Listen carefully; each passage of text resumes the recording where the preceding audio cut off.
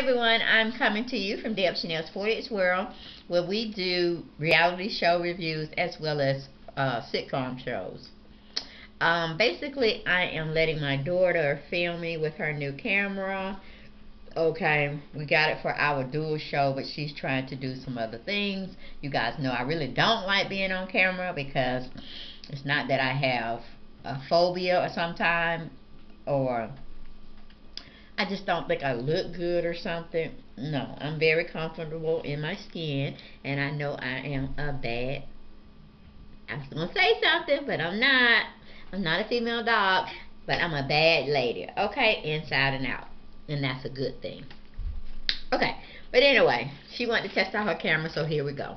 We're gonna be talking about the Wendy Williams show. We're recapping and reviewing when she had Babyface on her show. And I think he's still the cutest, sexiest, geekiest, uh, down home, country boy or man, I should say. I mean, he don't really have airs about himself, or if he does, he really don't put it in the public eye. He goes about talking about being on Dancing with the Stars, and when it was kind of side shading him, talking about he wasn't really a good dancer, but he's a hell of a producer as well as singer. And he was on the show Dancing with the Stars for 4 weeks, and she thought he was on a charity case by them letting him stay 2 more weeks. And you kind of see that he kind of got like upset about that, but he kind of brushed it off real quick because I guess he really thought that, hey, I'm on TV, I had to keep up this persona. But most people probably would have side shaded her back. But like I said, he's very diplomatic, and he performs well in front of the camera, whether he's singing or giving an interview. So kudos for him on that one, because it would mean I probably would have got Wendy right in the jugular. But anyway, he talked about being nervous on Dancing with the Stars, which was something he never thought he would fear or feel a phobia for, because he's an entertainer. He knows what he's doing when it comes to singing, producing, whatever. And so they say everybody gets a little excited or anxious when they get their first show starting off. But naturally with him, since he's been in the business for so long, he didn't think it was going to be a problem. But he was going out his realm of focusing on the different talents that he had. Because he didn't think dancing was one of them, which I didn't see dancing in his life as well, like a professional dancer. Got tongue twisted there.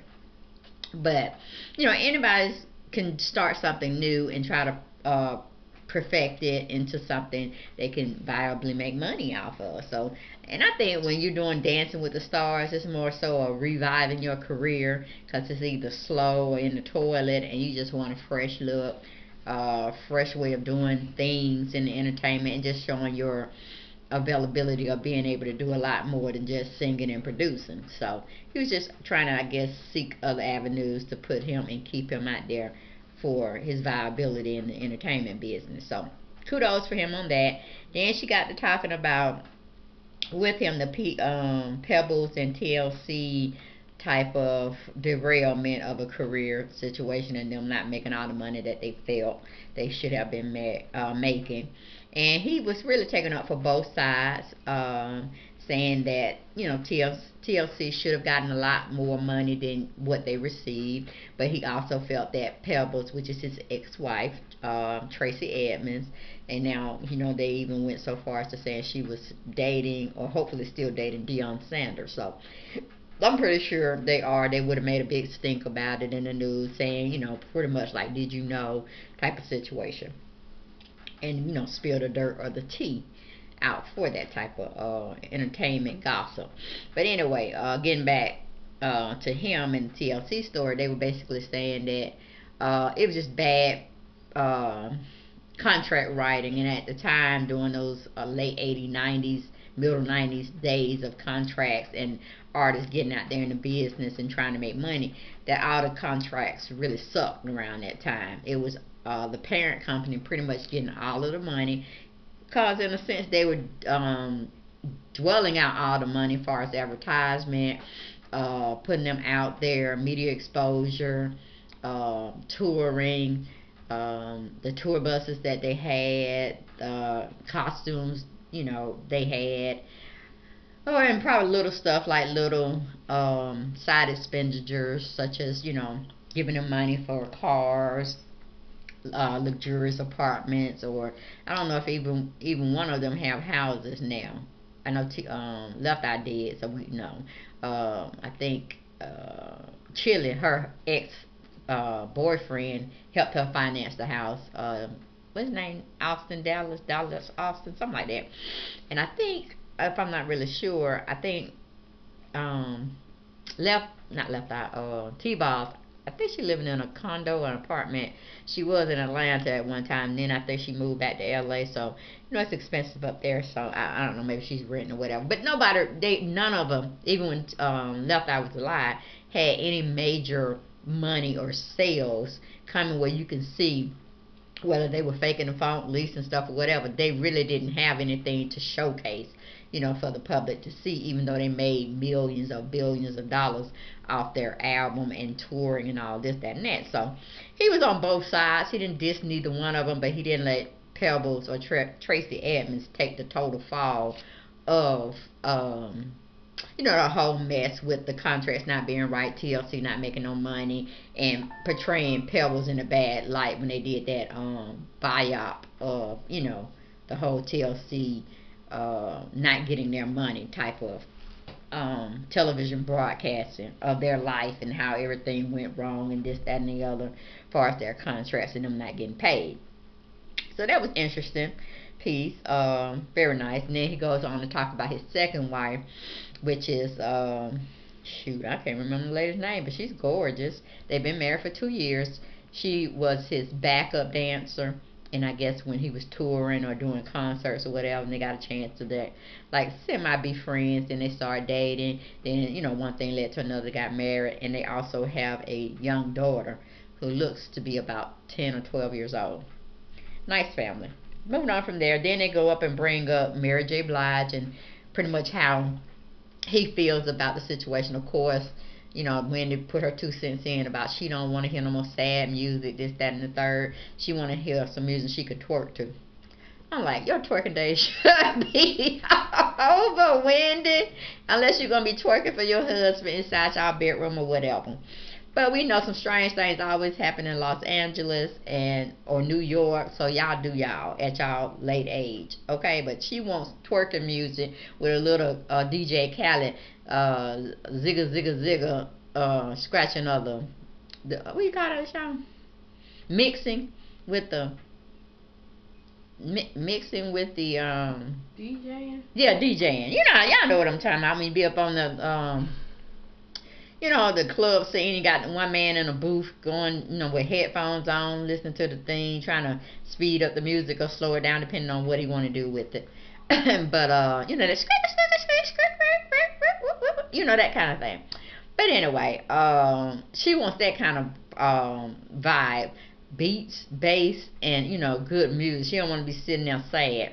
And Babyface was saying, sometimes that's when Mary brings out her best music, and people sometimes they just want a song to cry because they can't get that cry out when they're under distress or distressed out or anxiety is coming over them. They feel bad because they are in a broken relationship or whatnot, and or hey, you might just need a good cry because you didn't get the job you wanted or whatever. And so that's what he's saying. Sometimes people just need to cry because it be at that door where the floodgates want to open without a crying or hollering and yelling, but you just can't get there. But then, once you pick up or tune into a certain song, all the emotions just go free. And so that's basically what Babyface was saying, that, sometimes people need that type of music to heal, to notice or take heed that the relationship is dead, it's over, let's grieve, let's get this music. But then we need to, regress, regrow ourselves, retune, refine, and move on. Our relationships are there for a season, a time to change, and it is what it is. When you're in a marriage, you have to take a lot more than what you would normally take just out of a normal boyfriend-girlfriend or girlfriend-girlfriend, boyfriend-boyfriend relationship. You're not really obligated that much unless you see them rocking till the wheels fall off, you know, and death do us, part the normal way, not like sabotage or, you know, trying to get rid of somebody just because. So I could see where both of them was coming from, and they both made some valid points, and I was like, okay, I can see both sides, but you know, whether you like sad music to get you over something or you like hype music to get you over something, music is music. It's what you take in, the vibration that goes on, and what makes you feel a certain way. If it takes you out your attitude where you finna go tab somebody house or do some assault things on somebody, then you need to sit yourself down and just listen to some gospel music. Okay, to put your mindset back on the right track. Because we don't need to be tearing up stuff, and we don't need to be assaulting nobody, because we don't. We might have it saved, but I'm sure we don't need to have it saved to go be bailed out of jail with. Okay? That's all I'm saying. Okay, and then we have, he goes on to say, which unless you was a true XL movie buff, you know, with the Whitney Houston and all the other people that were showcased in that movie, you should have known Babyface, Bad Wendy. You should have known that Babyface had wrote that song for Mary J. Blige to sing.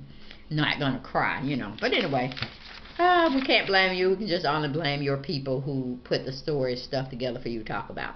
Okay, and I got another one on Wendy Williams, but I'm just really trying to figure out, do I want to talk about it? Because I don't know how y'all gonna like this episode I did on the Wendy Williams show. So if you like it, you gravitate to it, and I get a lot of numbers, then I'll continue to do her show. But this is just like a try-error thing. So peace and blessings. Hope y'all like my coverage, and hope y'all like how I look on my daughter's new camera. Okay, alright, bye-bye. Talk to you later. Blessings.